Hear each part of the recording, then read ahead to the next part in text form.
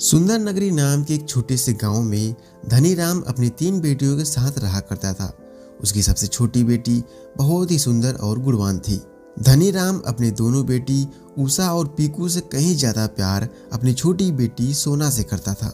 धनीराम, अरे कहाँ हो मेरी प्यारी बेटियों, देखो मैं तुम्हारे लिए कितने सुंदर सुंदर उपहार लेकर आया हूँ। धनीराम की आवाज सुनकर उषा और पीकू घर से बाहर आंगन में आ जाती हैं। उषा, अरे वाह पिताजी, आप आ गए, दिखाइए तो जरा, आप मेरे लिए मेले में से क्या लेकर आए हैं। धनीराम, ये देखो उषा बेटी, तुम्हारे लिए मैं ये झुमके लेकर आया हूँ, तुम्हें झुमके बहुत पसंद है ना, देखो। उषा, अरे ये झुमके तो बहुत सुंदर है पिताजी, मुझे ये झुमके बहुत पसंद आए, धन्यवाद पिताजी। पीकू, अरे पिताजी आप मेरे लिए क्या लेकर आए हैं, जल्दी से दिखाइए ना, मुझसे तो अब बिल्कुल भी सब्र नहीं हो रहा है, दिखाइए ना पिताजी। धनीराम, अरे हाँ हाँ पीकू बेटा, ये देखो तुम्हारे लिए ये पायल लेकर आया हूँ, मेले में यही सबसे सुंदर पायल थी जो मैंने तुम्हारे लिए खरीद ली, तुम्हें पायल पहनना बहुत पसंद है ना। पीकू, आप मेरे लिए पायल लेकर आए हैं, पायल बहुत सुंदर है पिताजी, लेकिन मुझे तो ये हार पसंद है, क्या मैं इसे ले लूँ पिताजी। धनीराम, यह हार तो मैं सोना बिटिया के लिए लेकर आया हूँ, उस पर यह खूब जचेगा। यह सब सुनकर पीकू गुस्से से लाल हो जाती है।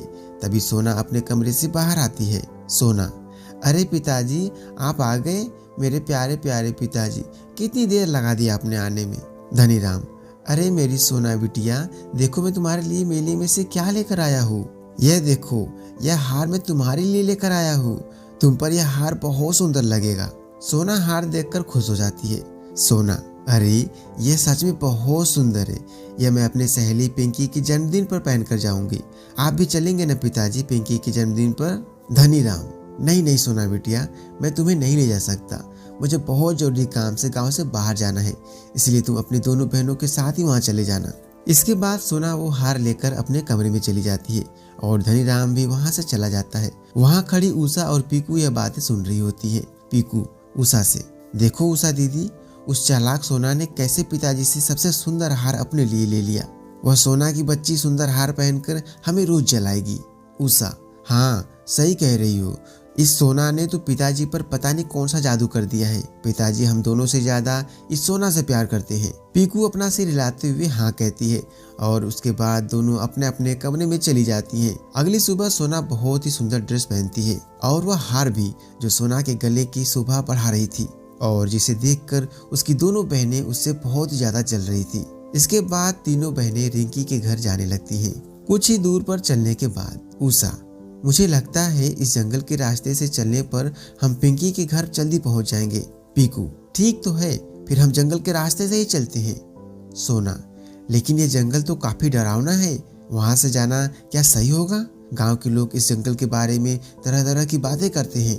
उषा, देखो जंगल कोई डरावना नहीं है, गांव के लोग तो बस ऐसे ही बोलते रहते हैं, तुम्हें अपने दोस्त के जन्मदिन पर जल्दी जाना है कि नहीं, चुपचाप चलो। उषा की फटकार भरी बातें सुनकर सोना चुप हो जाती है और उषा पीकू के साथ जंगल में चलने लगती है। उषा, अरे मुझे बहुत जोर की प्यास लगी है, मैं पास की नदी में ही पानी पीकर आती हूँ, तब तक तुम दोनों यहाँ पर खड़े रहना। उषा पानी पीने के लिए चली जाती है। काफी देर होने के बाद उषा वापस नहीं लौटती। पीकू, अरे यह उषा दीदी कहाँ रह गई, तुम यही रुकना, मैं उन्हें देख कर आती हूँ, कहीं जाना मत। सोना, लेकिन दीदी मुझे इस जंगल में पहले से ही डर लग रहा है, आप मुझे अकेला छोड़कर मत जाइए।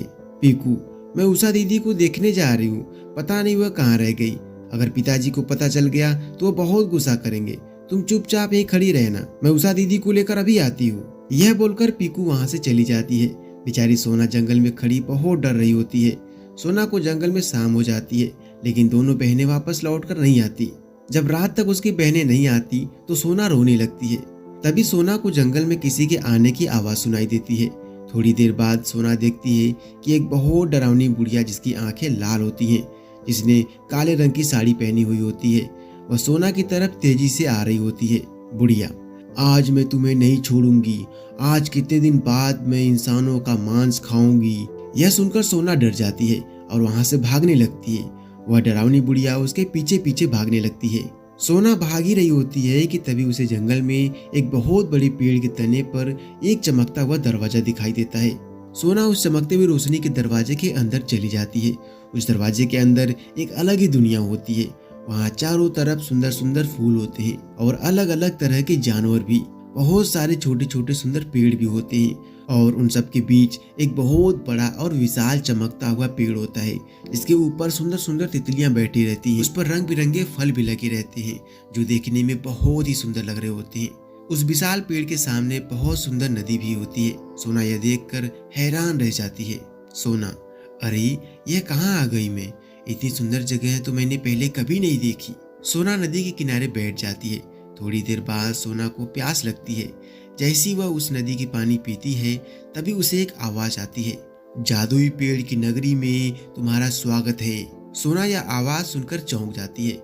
एक बार फिर आवाज आती है, जादुई पेड़ की नगरी में तुम्हारा स्वागत है सोना। सोना, कौन है? कौन मुझे पुकार रहा है? सामने आओ जरा।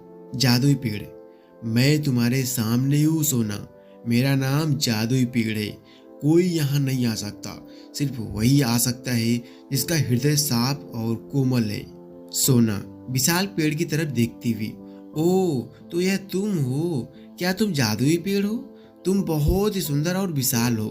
क्या तुम मेरी सहायता कर सकते हो विशाल पेड़? मैं यहाँ से घर जाना चाहती हूँ। जादुई पेड़, मुझे सब पता है। तुम्हारी बहनें तुम्हें इस जंगल में छोड़कर चली गई थी।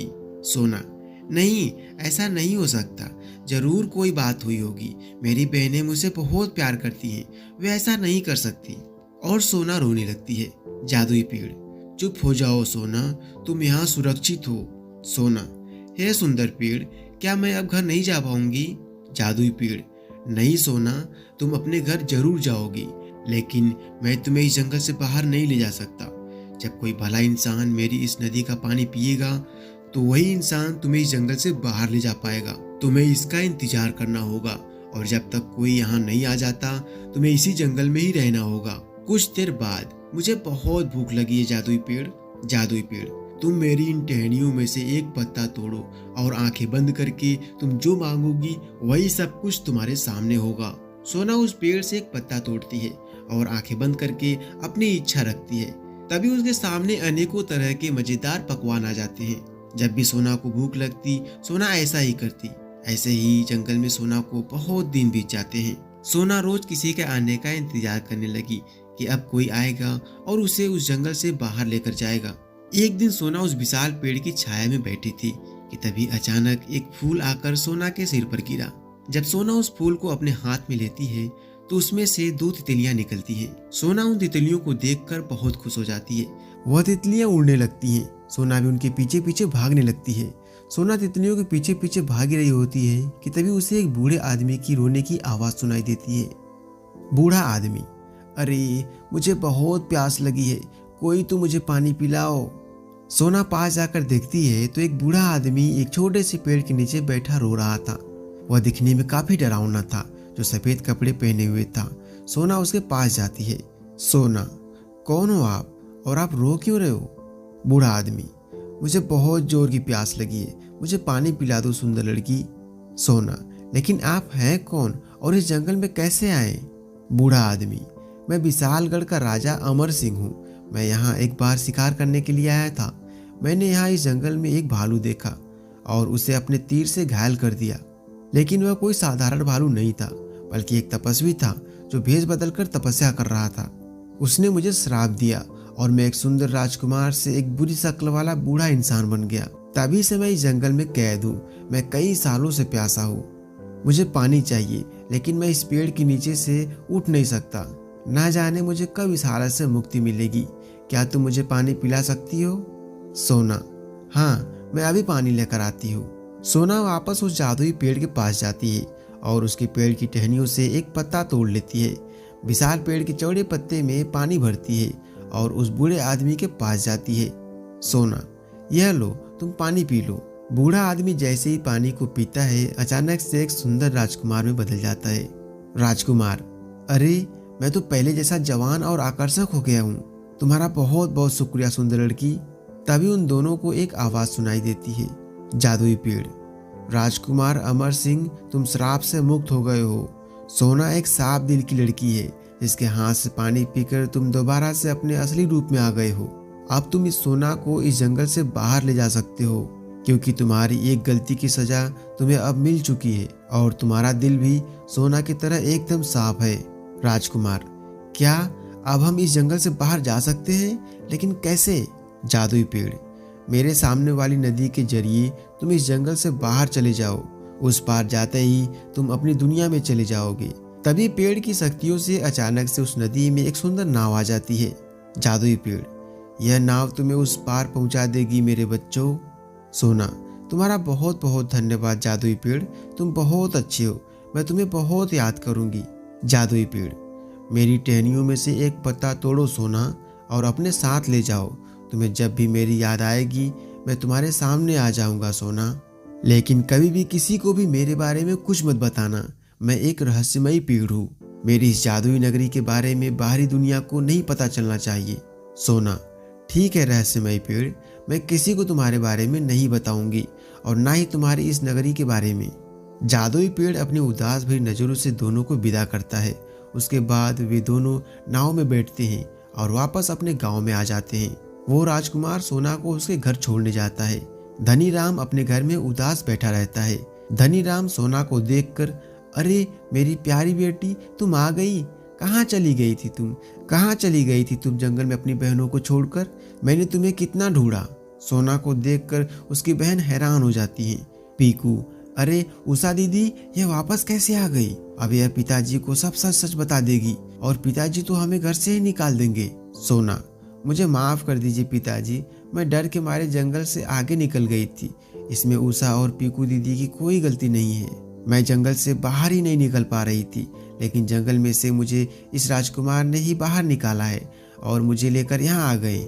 यह सब बातें पीकू और उषा अपने कानों से सुन रही थी और उन्हें अपनी गलती का एहसास भी हो चुका था। उषा और पीकू सोना के पास आती हैं। उषा, हमें माफ कर दो प्यारी बहन, हमने तुम्हारे साथ बहुत गलत किया। तुम सच में दिल की बहुत साफ और अच्छी हो, हमें माफ कर दो। सोना, कोई बात नहीं मेरी प्यारी बहनों, मुझे पता है आप दोनों मुझसे बहुत प्यार करती हो। मेरे लिए इतना ही काफ़ी है कि आप लोगों को अपनी गलती का एहसास हो गया है। मुझे आप लोगों से कोई शिकायत नहीं है। धनी राम, हे राजकुमार, तुम मेरी सबसे प्यारी बेटी को जंगल से निकाल कर लाए हो।